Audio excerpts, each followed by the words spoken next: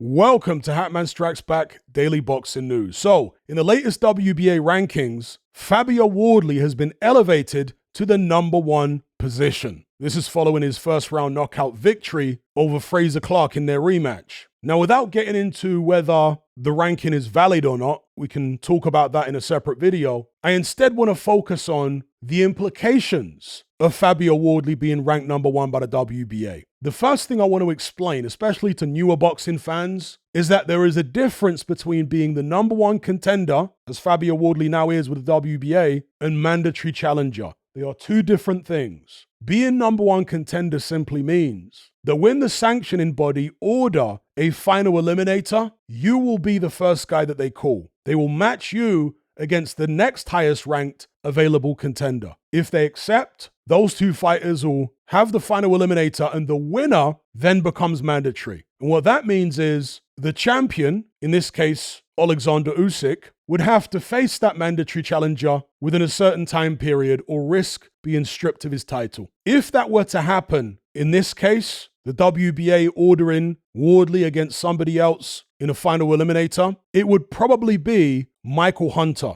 who's ranked #3, rather than Martin Bakole, who's ranked #2, because Martin Bakole, last I checked, is going the IBF route. He's fighting in a final eliminator, apparently against F.A. Ajagba, although that fight has not yet been signed. It hasn't yet been confirmed. But his manager-trainer, Billy Nelson, explicitly said that that's the route they're trying to go down, the IBF route. So presumably he wouldn't be available for a WBA final eliminator. Therefore, they would skip over Bakole and offer the fight to Michael Hunter. And that would be a very interesting matchup. Michael Hunter is a very talented heavyweight, probably a wasted talent in truth. He seems to be one of these guys who was raised in the sport of boxing. His dad was a professional boxer. He was boxing himself from a very young age, and he did it because that's all he knew, not necessarily because he loved it. And I say that because ever since Michael Hunter has made a bit of money, when he was with Matchroom for a while, then when he did that deal with Triller, the guy has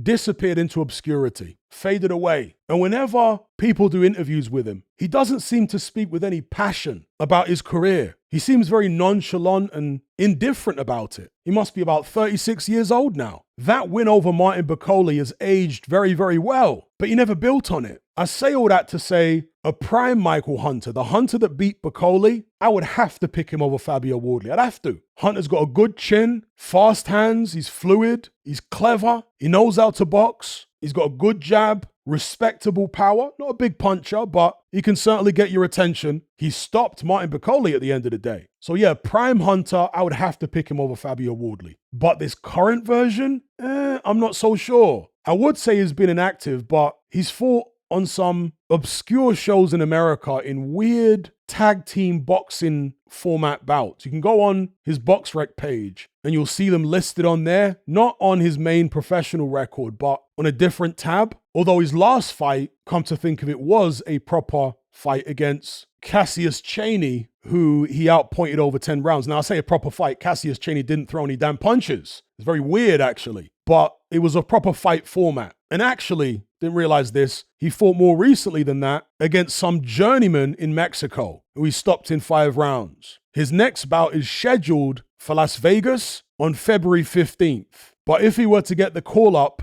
to fight Fabio Wardley in a WBA final eliminator, maybe he would drop that. If Michael Hunter either doesn't get the call for that fight, although I can't imagine why he wouldn't, or let's say turns it down for some bizarre reason, the next in line to fight Fabio Wardley would be the Cuban Lania Pero. I have to confess I haven't seen that much of Pero, just a few highlights on YouTube. He certainly isn't as impressive as some of the other Cuban heavyweights we've seen in the professional ranks over the past 20 years, 15 years even. Odlinir Solis was a lot more talented than Pero. I'd even say Luis Ortiz appeared to be more talented. Nevertheless, he does come from that very strong Cuban boxing school. He's got tricks up his sleeve. Would he have too much technical know-how for Fabio Wardley? I don't know. But there's a wild card in all this. And the wild card is in the fact that there are still, as ridiculous as it is, 2 WBA World Heavyweight Champions. Yes, one of them is Alexander Usyk, but the other is the WBA regular champion, Kubrat Pulev.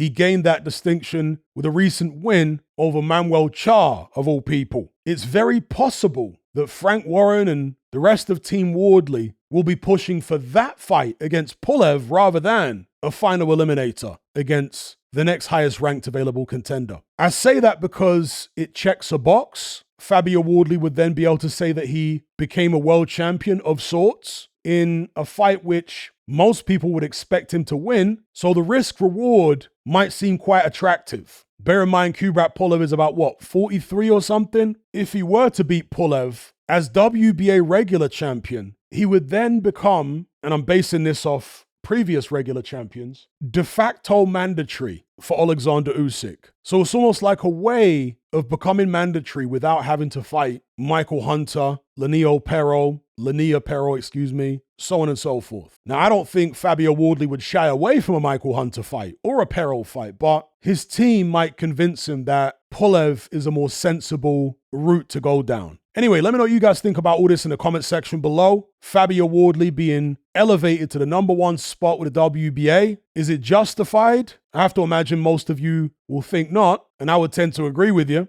Be that as it may, how do you guys see this situation playing out? You reckon Wardley will fight Hunter or Perro, or do you think he'll target Kubrat Pulev? And how do you think he would get along against any of those guys? Leave your thoughts in the comment section below. Don't forget to like this video, share it, and subscribe if you haven't done so already. I'll catch you on the next one. I'm out. Are you surrounded by mindless bots in human form who adhere to the norm and blindly conform? Who swallow all the mainstream BS and actually ridicule you for questioning things? Do you wish you had more free-thinking individuals in your life to network and converse with? Well, look no further. We're right here. Come and join the Brotherhood of Reason on Patreon. You'll gain access to my weekly topical content where we take deep dives on an endless variety of subjects, as well as my vast back catalogue of podcasts, videos, interviews, movie decodings, and my Confessions of a Nightclub Bouncer series. You'll also get to talk and network with myself and hundreds of other people in our members chat. You can enjoy all this via the Patreon app or on desktop and download all my podcasts in high-quality MP3. There's no contract, no commitment. You can cancel at any time, just like Netflix, but it's a hell of a lot cheaper. Just download the app from the Play Store or the App Store, or simply visit patreon.com on a web browser. Then head on over to my page and select the tier called the Brotherhood of Reason. All the links are in the description box below.